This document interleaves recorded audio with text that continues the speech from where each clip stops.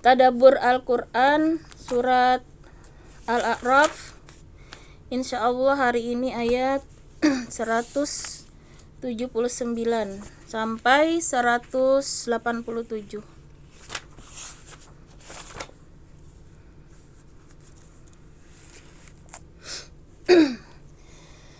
Baiklah, saya bacakan terlebih dahulu.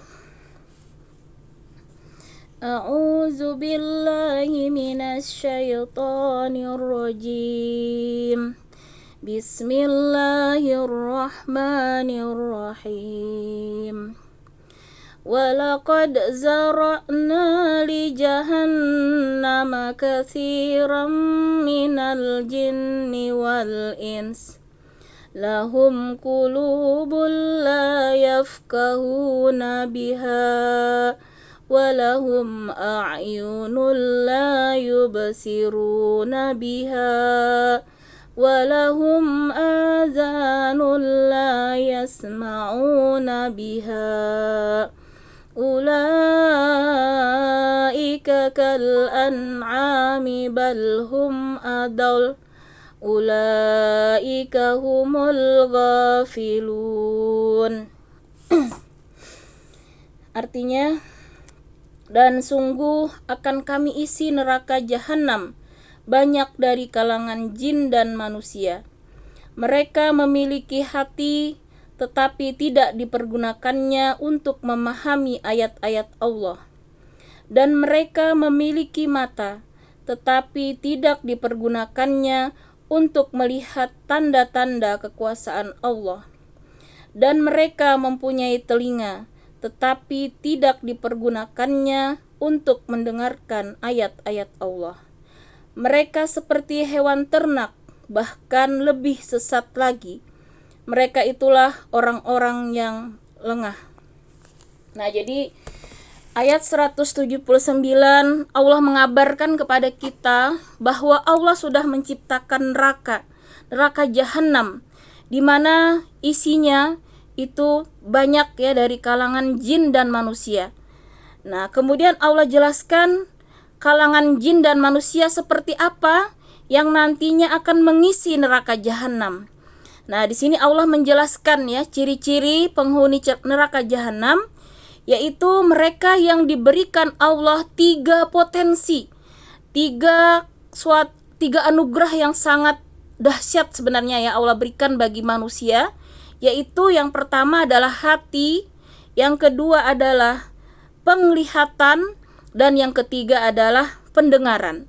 Nah, jadi ketiga anugerah Allah ini merupakan alat yang sangat canggih yang Allah berikan, yang seharusnya digunakan tadi ya, sebagaimana Allah perintahkan. Hati seharusnya digunakan untuk memahami ayat-ayat Allah. Nah, jadi yang termasuk pengisi neraka jahanam ketika ketiga alat ini digunakan tidak sesuai yang Allah inginkan. Nah, di mana dia tidak menggunakan hatinya untuk memahami ayat-ayat Allah. Nah, jadi kita berhati-hati ya ketika tidak ada upaya untuk belajar ya memahami Al-Quran, memahami hadis.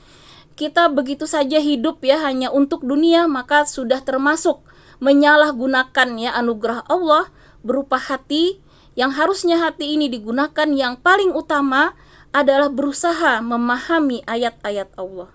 Itu yang pertama.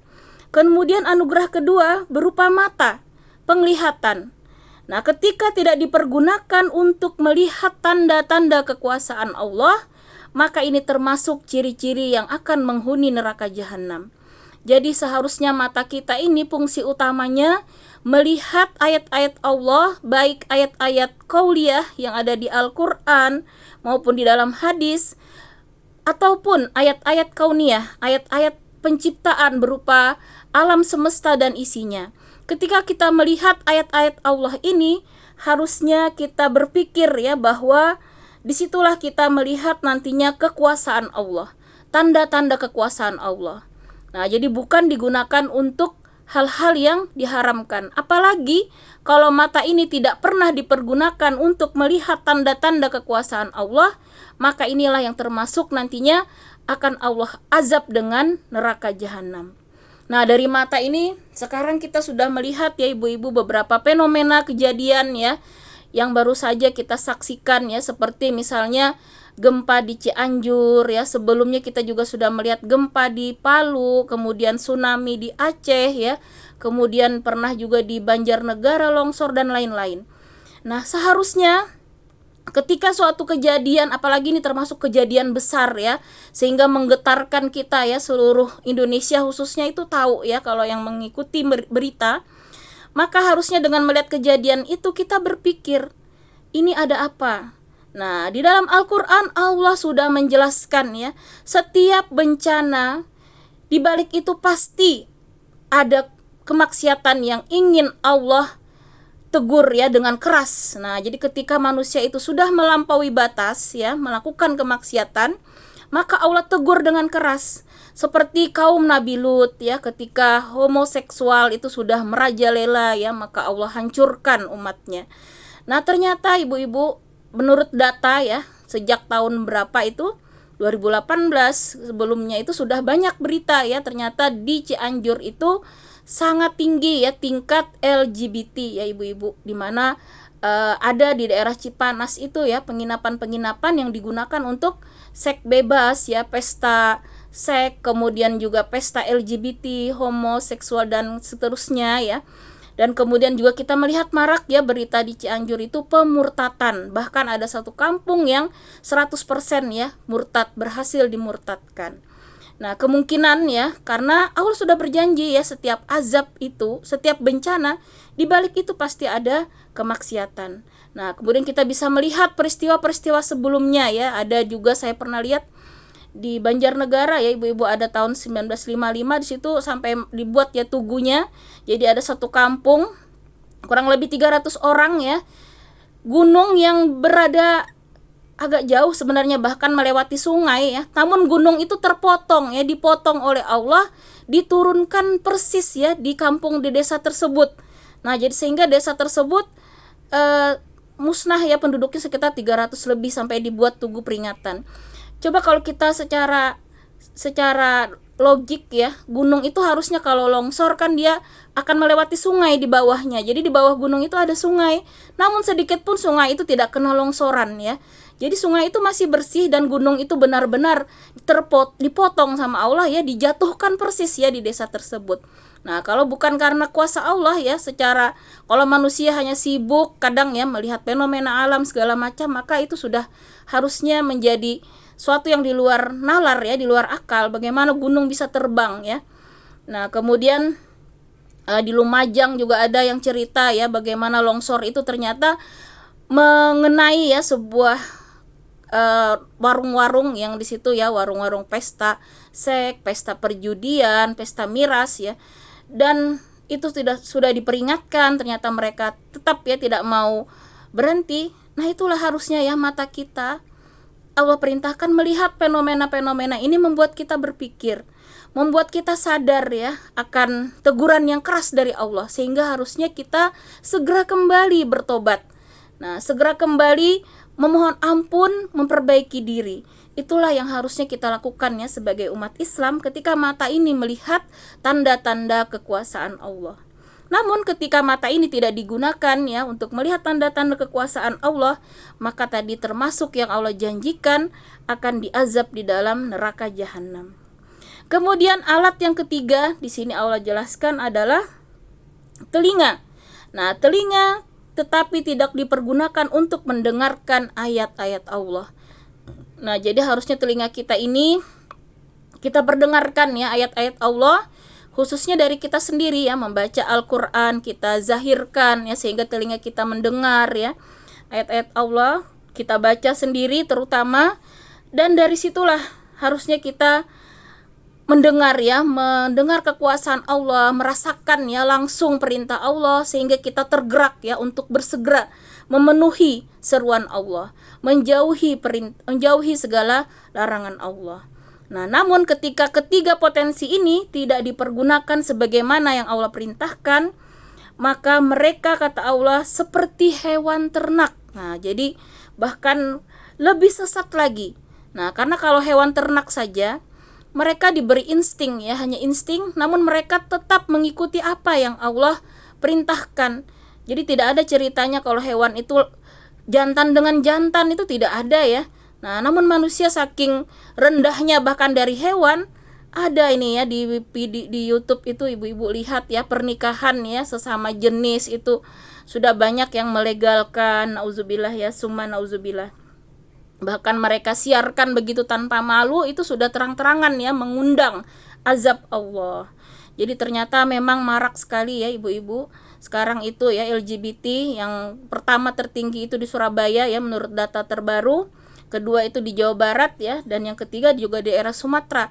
Nah, bahkan sudah di Bontang ini pun tidak bisa kita pungkiri ya, sudah ada juga ya komunitasnya. Jadi kita mudah-mudahan ya, setidaknya lingkup keluarga kita, masyarakat terdekat kita ya, jangan sampai ada kemaksiatan seperti itu ya, LGBT itu, karena jelas-jelas sudah akan mengundang ya murka dan azab Allah.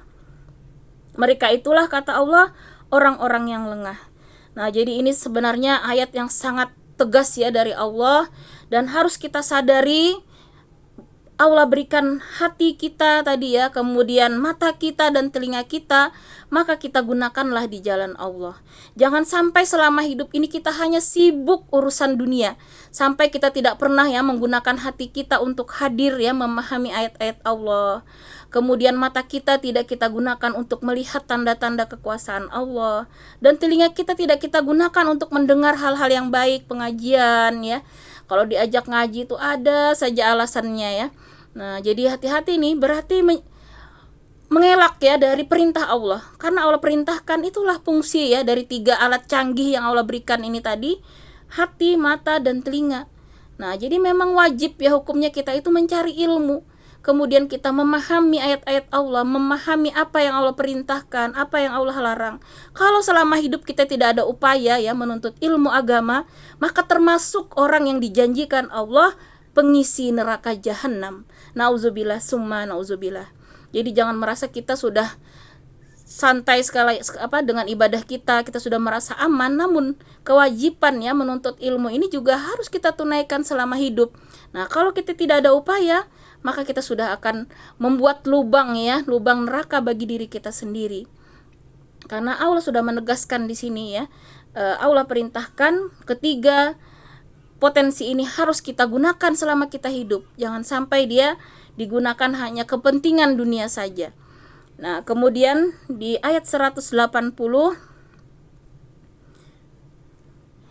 walillahil asmaul husna fad'uhu biha wazarul ladzina yulhiduna fi asma'ih sayujzauna ma kanu ya'malun. Dan Allah memiliki asmaul husna, nama-nama yang terbaik, maka bermohonlah kepadanya dengan menyebut asmaul husna itu, dan tinggalkanlah orang-orang yang menyalahkan arti nama-namanya. Mereka kelak akan mendapat balasan terhadap apa yang telah mereka kerjakan. Nah, jadi makanya kita ya di pengajian ini salah satunya kita berupaya untuk terus membaca supaya kita hafal ya, sambil kita memaknai, memahami ya makna asmaul husna. Karena di dalam hadis ya Rasulullah menyatakan bahwa ketika kita menghafal ya kemudian memahami artinya, maka Allah janjikan surga. Nah, jadi asmaul husna ini luar biasa ya keutamaannya. Nah, karena ketika kita berusaha sungguh-sungguh memahami ya, karena dari sifat-sifat Allah itu, maka kita akan semakin ya mengenal Allah, ma'rifatullah. Nah, ketika kita semakin mengenal Allah, maka itulah puncak tertinggi kedudukan manusia. Kalau sudah ma'rifat ya, ma'rifatullah itu merupakan puncak kedudukan tertinggi yang dimiliki, yang diberikan Allah ya, anugerah rahmat dari Allah yang diberikan kepada manusia. Dan ma'rifat itu puncak tertinggi itu ya, yang di derajat manusia tertinggi ya di bumi itu, ketika sudah ma'rifat maka dia akan merasakan surga di dunia. Nah, jadi kalau sudah dia mengenal Allah ya dengan sangat kenal ya, ma'rifatnya itu sudah tinggi, dia sudah merasakan surga di dunia.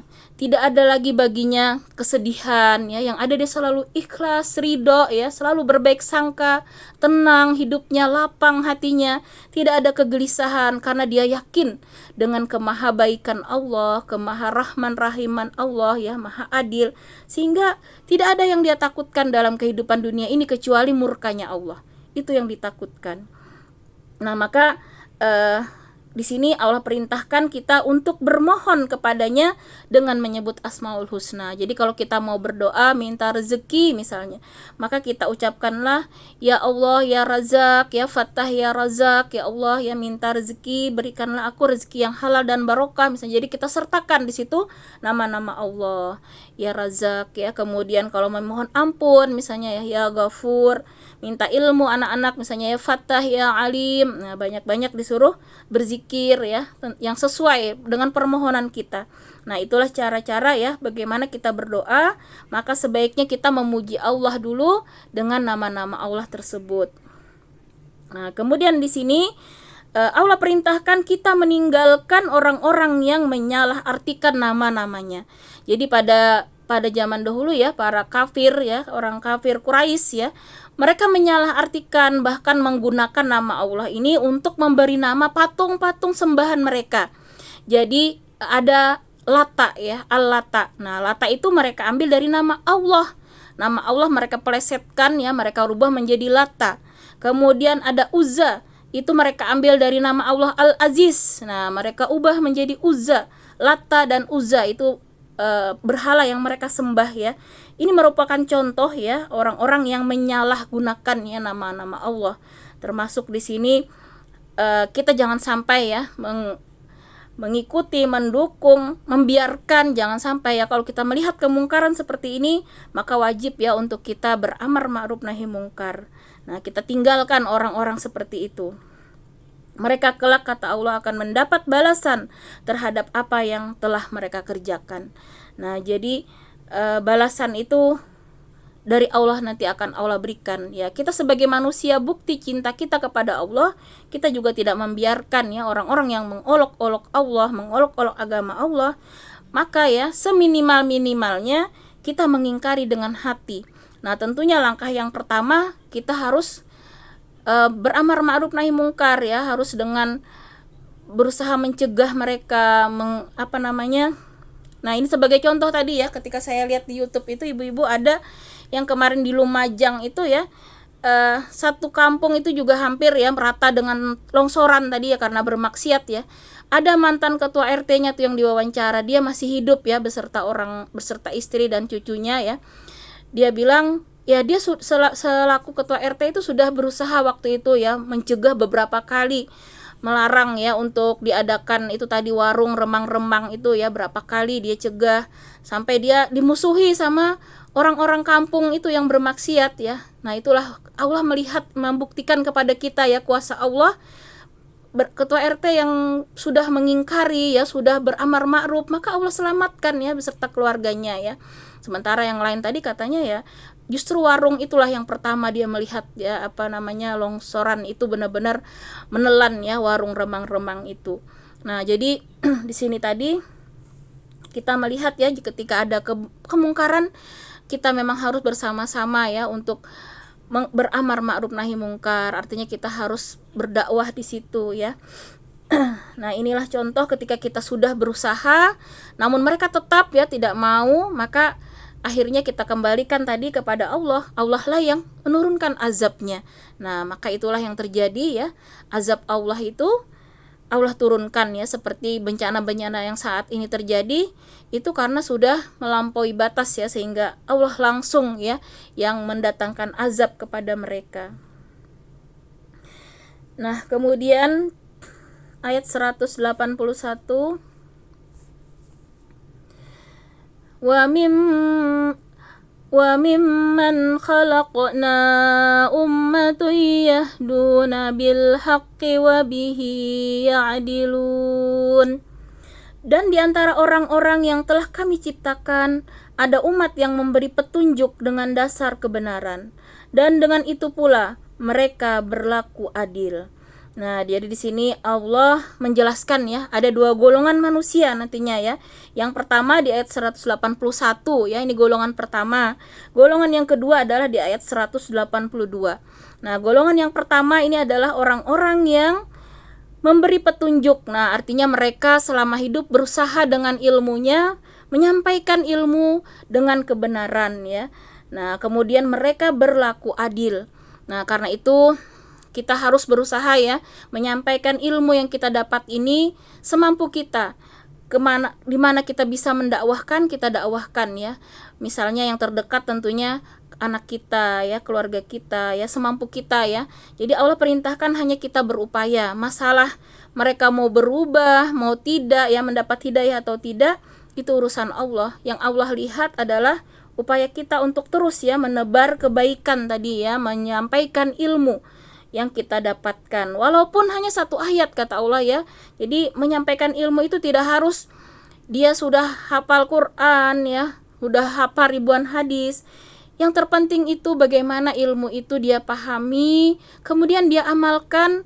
Nah, itulah ilmu yang terbaik yang bisa akan mendatangkan keberkahan ya, ketika ilmu itu dipahami dan diamalkan kemudian disampaikan.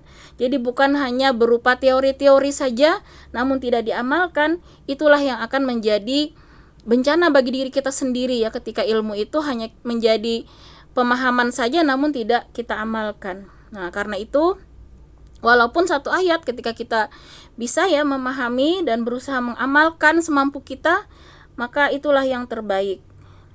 Jadi kita tidak perlu menunggu sampai hebat dulu ya baru kita berdakwah. Nah, jadi walaupun hanya hal kecil ya, itu akan menjadi golongan yang pertama. Nah, di sini Allah janjikan orang-orang yang golongan yang terbaik ini yang pertama. Nah, kemudian golongan yang kedua ini adalah orang-orang yang mendustakan ya ayat Allah. Nah, ayatnya kita baca di ayat 182. وَالَّذِينَ كَذَّبُوا بِآيَاتِنَا سَنَسْتَدْرِجُهُمْ مِنْ حَيْثُ لَا يَعْلَمُونَ. Dan orang-orang yang mendustakan ayat-ayat kami, akan kami biarkan mereka berangsur-angsur ke arah kebinasaan dengan cara yang tidak mereka ketahui. Ini orang yang kedua yang Allah murkai karena Allah janjikan kebinasaan di sini ya.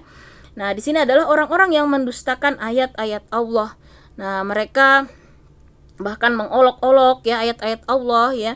Artinya ciptaan Allah ini diingkari ya. Mereka tidak mengakui ini ciptaan Allah, bahkan menganggapnya hanya teori materialisme ya. Teori materialisme itu menganggap dia tidak ada ya yang menciptakan, ada dengan sendirinya. Nah, seperti itu termasuk ini ya, orang yang mendustakan artinya ayat Allah. Karena ayat Allah tadi bukan hanya yang ada di Al-Qur'an ya, tetapi semua ciptaan Allah ini juga merupakan ayat-ayat Allah, tanda-tanda kekuasaan Allah.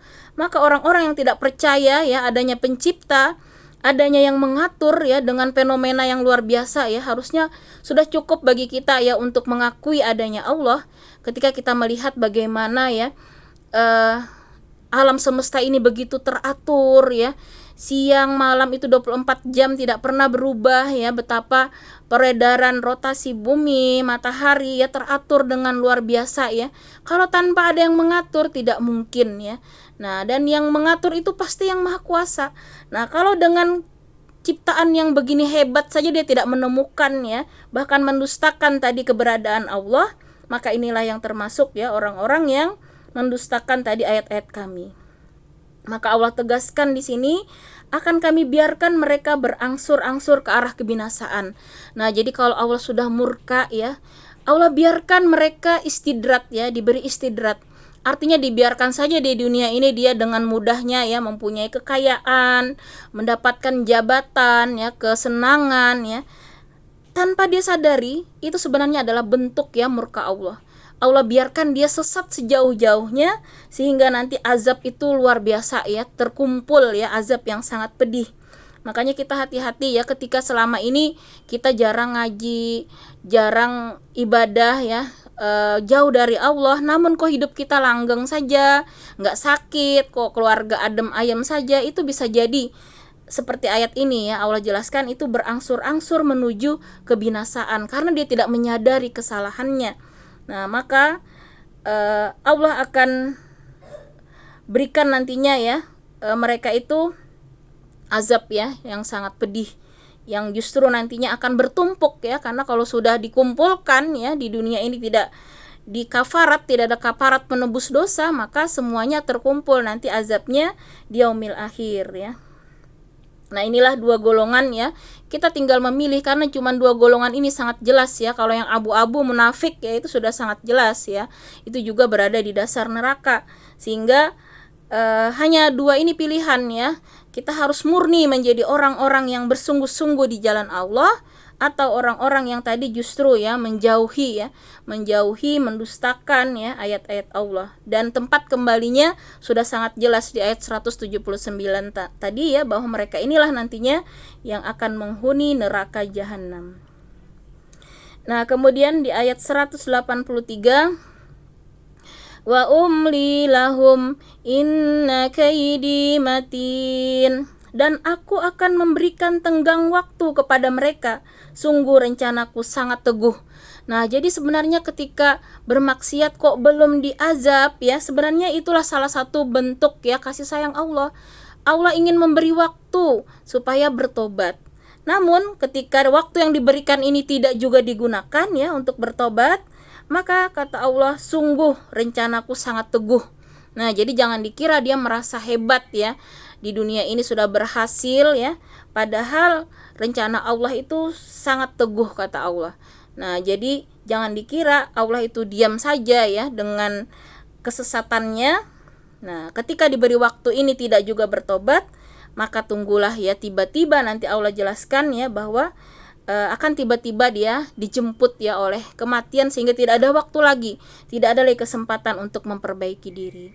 Karena itu dari ayat ini, maka ketika kita ditimpa ujian, jangan buru-buru kita menyalahkan ini itu, tapi yang pertama tentunya kita introspeksi diri ya, ketika apapun itu, walaupun dalam kasat mata itu bukan karena salah kita, misalnya nih ditabrak orang atau apa gitu ya, jangan buru-buru kita menyalahkan ya orang lain. Namun yang pertama kita lakukan adalah segera beristighfar, segera bertobat ya, karena kita yakin ya di balik setiap ujian itu adalah bentuk kasih sayang Allah, mengingatkan kita untuk lebih mendekatkan diri kita kepada Allah.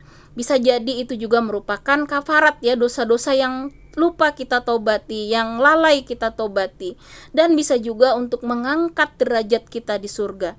Jadi tidak ada yang buruk sebenarnya di sisi Allah ya, ketika kita berbaik sangka, maka semua itu menjadi kebaikan ya. Sakit, musibah itu akan menjadi penggugur dosa. Allah ingin kita berjalan di muka bumi ini tanpa dosa, sehingga ketika kapanpun kita diambil ya, maka kita dalam kondisi bersih, dalam kondisi suci ya, sehingga Allah ridha dengan kembalinya kita nantinya.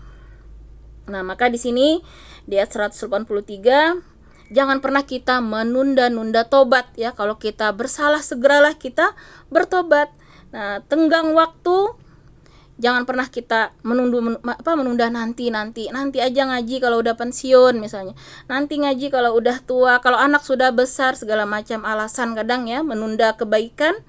Maka hati-hati kata Allah, rencanaku sangat teguh. Nah, kemudian di ayat 184, awalam yatafakkaru ma bisahibihim min jinnah in huwa illa nazirum mubin. Dan apakah mereka tidak merenungkan bahwa teman mereka Muhammad tidak gila? Dia Muhammad tidak lain hanyalah seorang pemberi peringatan yang jelas. Nah, jadi harusnya ini menjadi pelajaran ya, apa yang disampaikan Rasulullah itu benar adanya. Sementara tuduhan ya dari orang-orang kafir yang menganggap Nabi Muhammad itu gila, apakah mereka tidak merenung kata Allah ya? Karena mereka sebenarnya melihat sendiri bagaimana Rasulullah itu ya orang yang sangat jujur ya.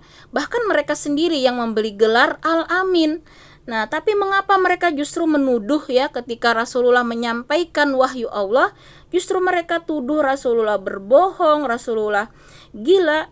Itu tidak masuk akal sebenarnya perbuatan mereka ya, karena mereka yang memberi gelar, tapi kenapa mereka menuduh sendiri ya ketika Rasulullah menyampaikan hal yang bertentangan dengan hawa nafsunya, justru mereka yang menuduh keburukan ya.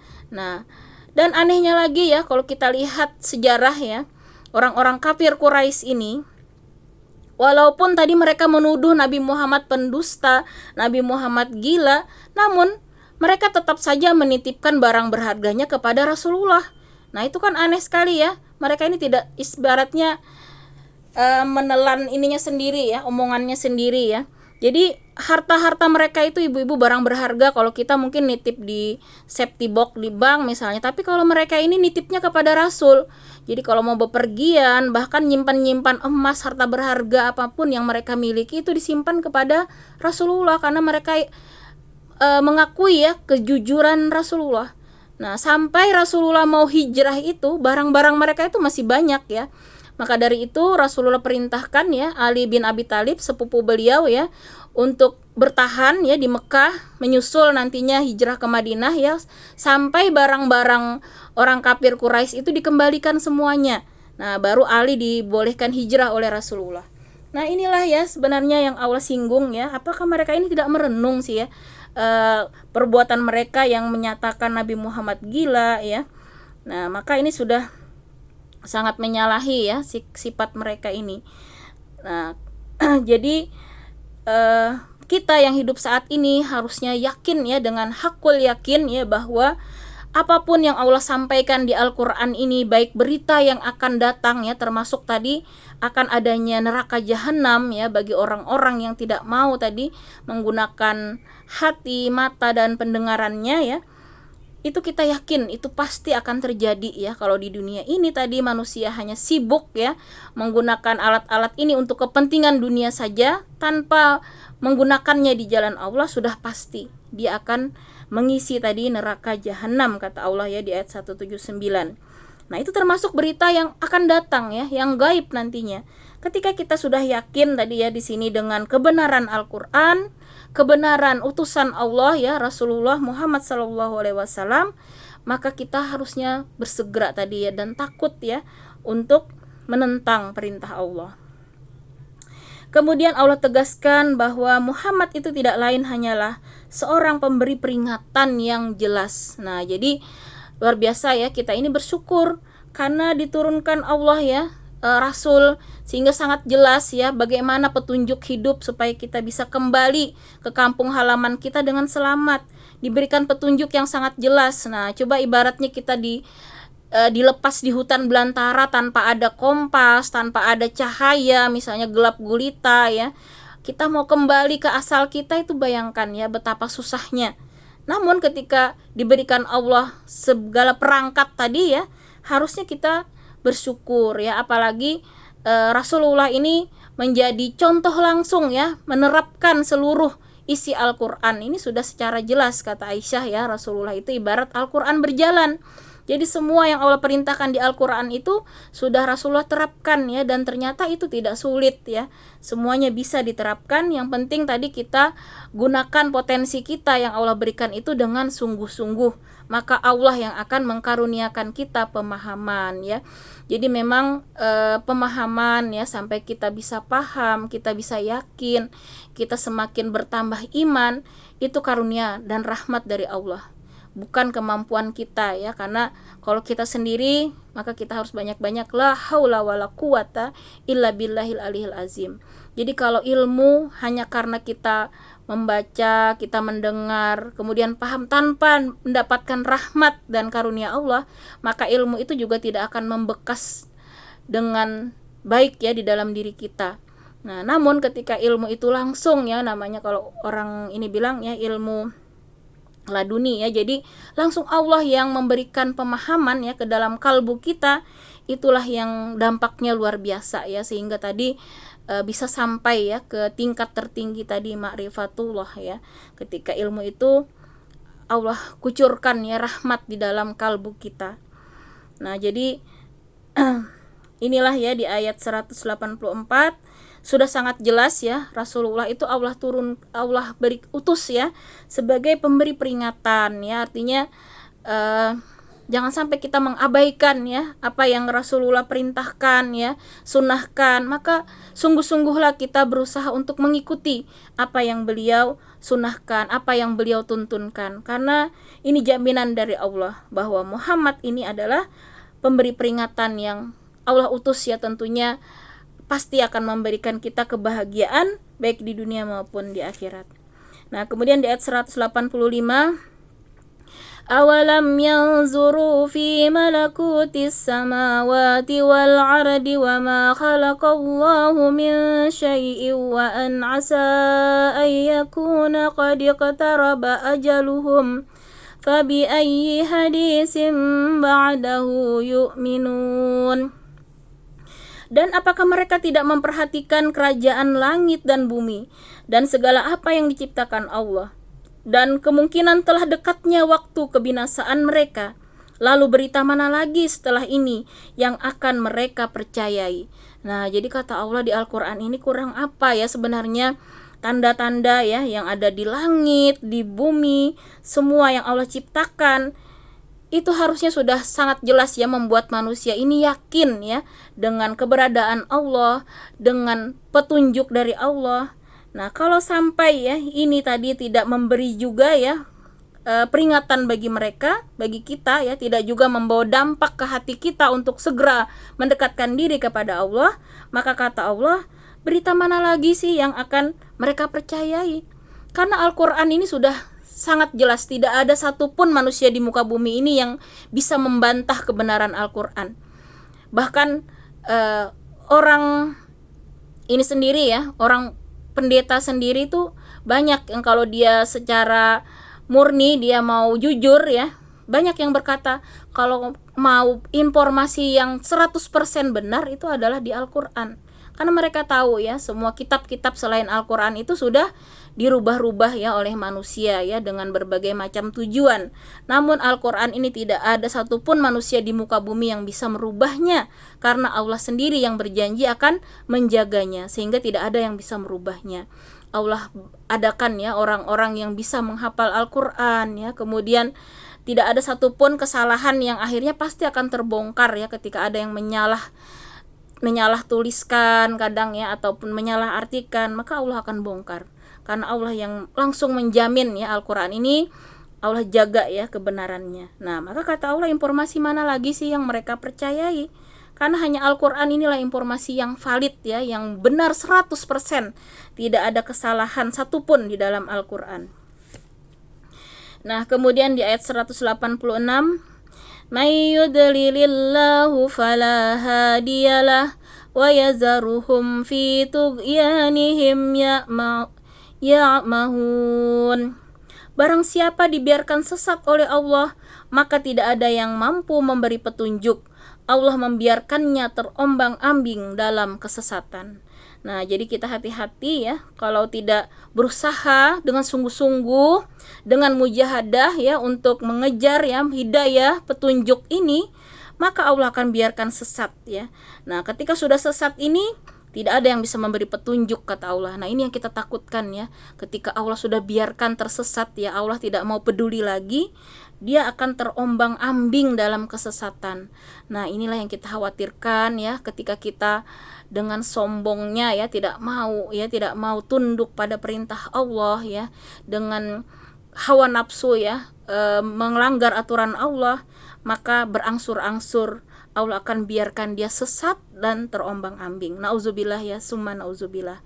Karena itu kita harus selalu bermohon ya kepada Allah untuk selalu ya diberikan petunjuk ya. Makanya pernah ditanya ya oleh sahabat itu kepada Aisyah, doa apa yang paling Rasulullah sering ucapkan? Yaitu doa ya muqallibal qulubi tsabbit qalbi ala dinika wa ala ta'atik subhanaka inni kuntu minaz zalimin.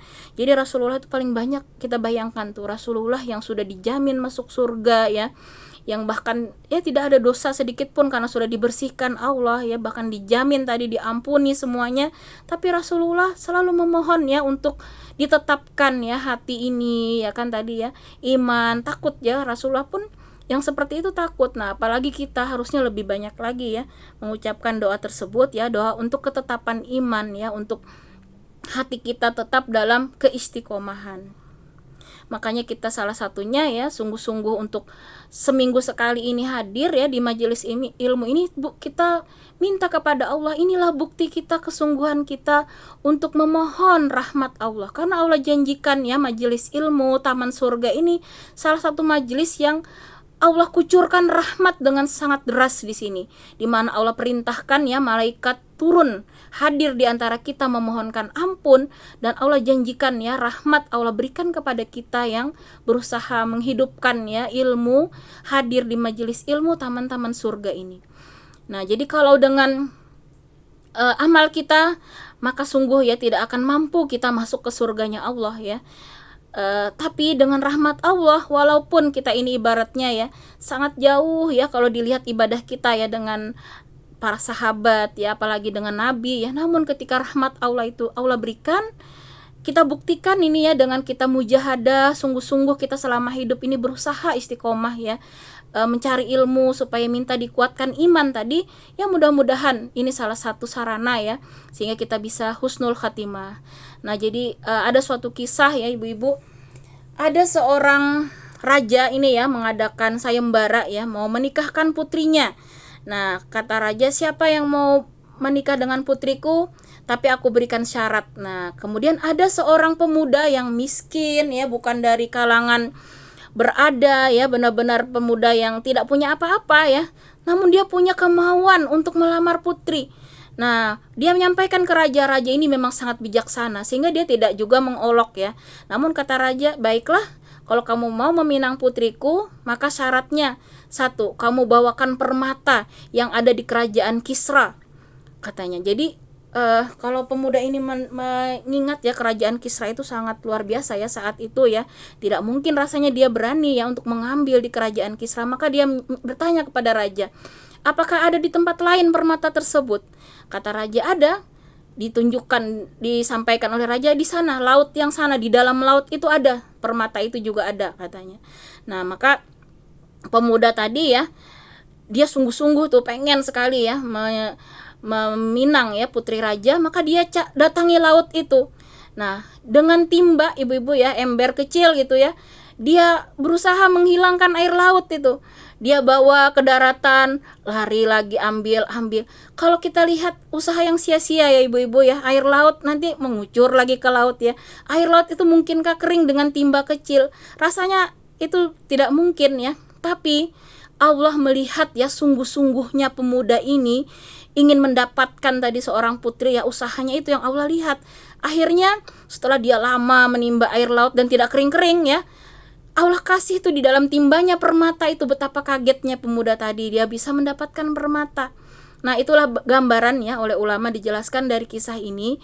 Ini merupakan gambaran ketika kita nih ya, manusia yang sangat hina ya, tidak ada apa-apanya, ibadah kita juga mungkin banyak yang jauh ya dari sempurna, tapi ketika kita mujahadah ya sungguh-sungguh mengharap rahmat Allah, dan kita buktikan diantaranya dengan kesungguhan kita tadi ya, menggunakan telinga kita untuk mendengar ya ayat-ayat Allah, memahami tadi ayat-ayat Allah ya dengan hati kita, mata kita melihat kekuasaan Allah. Salah satunya kita berusaha istiqomah di majelis ilmu ini, kita tunjukkan kepada Allah. Itulah yang kita harapkan. Allah akhirnya juga kasihan ya, seperti pemuda tadi, Allah berilah permata tadi ya, Allah berilah rahmat kepada kita yang mungkin tidak ada apa-apanya dibandingkan sahabat ya, dibandingkan Rasulullah apalagi jauh ya. Namun dengan rahmat kasih sayang Allah, bukan tidak mungkin ya kita yang sangat jauh ini ya, apalagi kita hidup di zaman yang sekarang ini luar biasa ya. Kemaksiatan sudah merajalela, sudah luar biasa jauh ya dari tuntunan Rasul. Namun yang Allah nilai kesungguhan kita. Jadi kita berharap di majelis ilmu ini ya Allah ya Rahman ya Rahim ya, kami memohon ya dengan perantaraan majelis ini, kami berharap semuanya kami termasuk Engkau panggil dengan husnul khatimah, dengan rahmat dan ridhamu, amin ya rabbal alamin.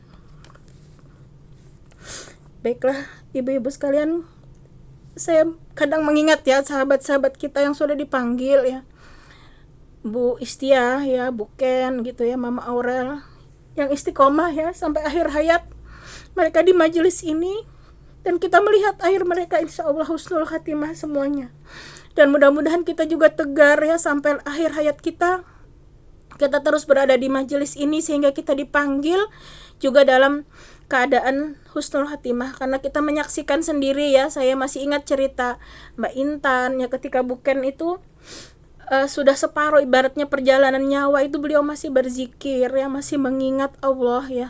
Termasuk Mama Aurel itu, bapaknya Aurel cerita ya, ketika dalam kondisi sakarat itu beliau masih melantunkan itu, membaca Yasin ya. Kemudian Ibu Istiah juga sebagaimana permintaan doa beliau ya, pengen mati meninggal di hari Jumat itu juga terpenuhi. Saya melihat ya mujahadah mereka, kesungguhan mereka. Saya ingat perjalanan bagaimana bukennya dulu dari ngaji awal kami ya, tahun berapa itu ya, yang beliau membaca saja Al-Quran itu sangat sulit ketika itu ya, tapi alhamdulillah dengan kesungguhan beliau sampai lancar ya, dan beliau semangatnya luar biasa kan ibu-ibu ya. Habis kemo kadang sakit-sakit datang ya ke pengajian dengan semangat ya. Beliau tidak hiraukan itu sakitnya, padahal luar biasa itu ya. Habis kemo itu beliau bilang sudah mual, pusing segala macam, namun beliau tetap hadir. Saya ingat juga Mama Aurel itu habis di kemo dari Samarinda ya, masih sempoyongan, beliau usahakan hadir ya di majelis kita, Masya Allah. Jadi ya mudah-mudahan kita juga bisa istiqomah ya ibu-ibu. Kalau mengingat mereka itu kadang menguatkan ya, bahwa kita memang harus tegar ya di jalan Allah ini, jangan pernah kita mundur ya. Kita berharap ya penghujung umur kita dalam kesempurnaan iman tadi ya, ma'rifatullah ya. Mohon maaf ibu-ibu. Kita lanjutkan tadi ayat.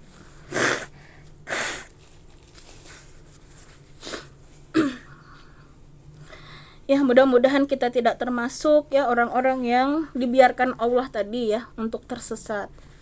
Kemudian kita lanjut di ayat 186.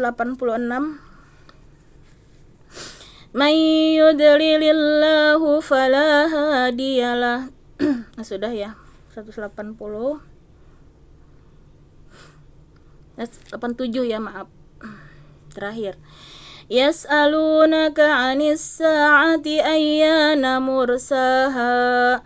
Qul innama ilmuha 'inda rabbi la yujalliha liwaqtiha illahu saqulat fis samawati wal ard la ta'tikum illa baghtah yas'alunaka ka'annaka hafiyun anha qul innama ilmuha 'indallahi walakinna aksaran nasi la ya'lamun.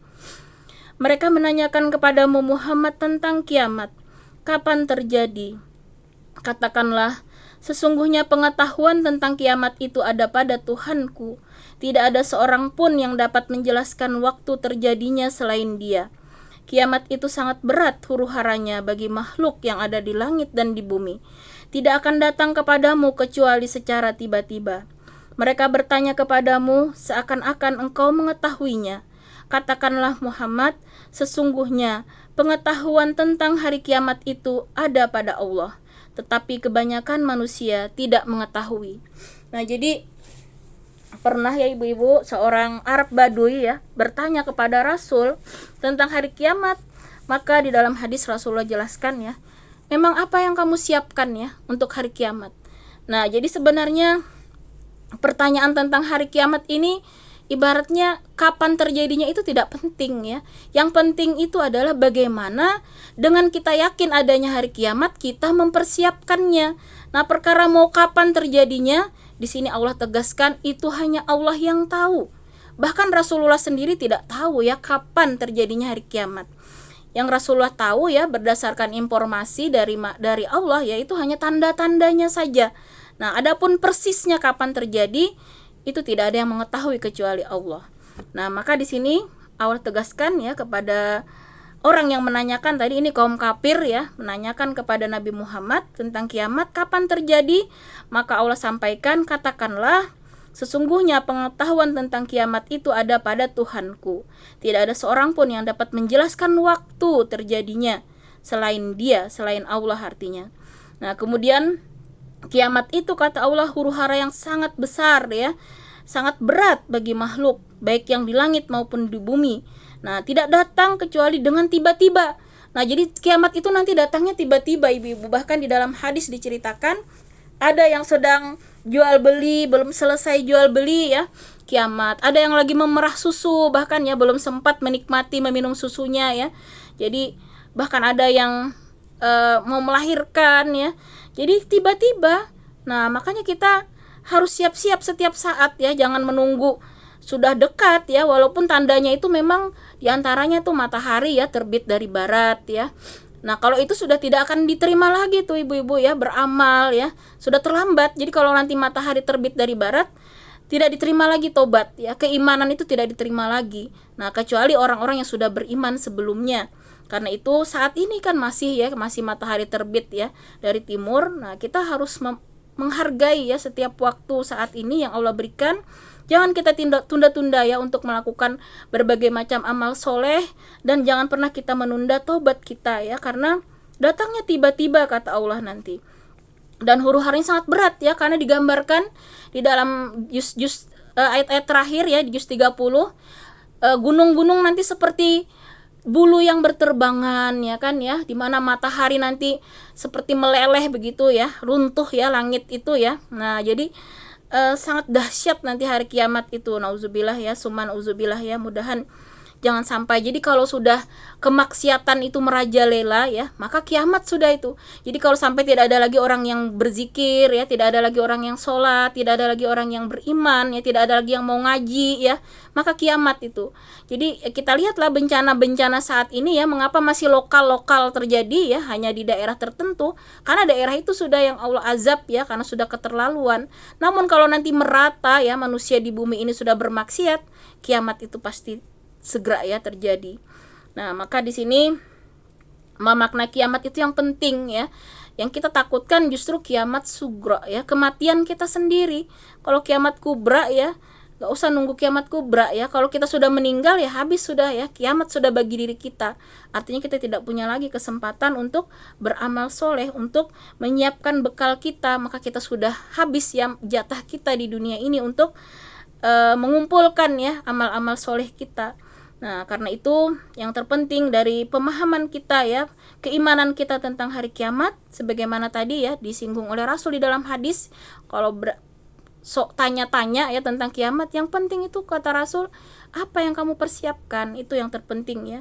Bagaimana kita mempersiapkan kiamat sugra justru ya, kematian kita sendiri, yang tentunya juga datangnya tiba-tiba kan ya, bisa saja lagi tidur, bisa lagi naik motor, tiba-tiba kecelakaan ya, bisa lagi apapun ya, tapi kita berdoa mudah-mudahan ya kita meninggalnya saat melakukan kebaikan tentunya ya, karena Allah berjanji juga Allah akan mengambil kita sesuai kebiasaan kita. Nah, jadi kalau kita mudah-mudahan ya biasa sholat ya, biasa ngaji, mudahan saat ibadah itulah kita dipanggil ya, amin, Allahumma amin. Nah, kemudian di sini mereka bertanya kepadamu seakan-akan engkau mengetahuinya. Katakanlah, sesungguhnya pengetahuan tentang hari kiamat itu ada pada Allah, tetapi kebanyakan manusia tidak mengetahui. Nah, jadi manusia yang lalai itu ya, ketika dia melupakan tadi adanya hari kiamat, adanya hari pertanggungjawaban, itu intinya ya. Jadi kalau manusia itu sudah seenaknya di bumi ya, dia itu lupa ya bahwa dia itu hidup ada batasnya. Ada kiamat sugra ya, ada kematiannya, dan bahkan ada kiamat yang dahsyat nantinya. Nah, mudah-mudahan inilah salah satu juga ya untuk menguatkan kita untuk istiqomah di jalan Allah, karena kita ingat ada hari akhir ya, hari kiamat ini ya. Wallahu a'lam bishawab. Demikian ibu-ibu ya materi tadabbur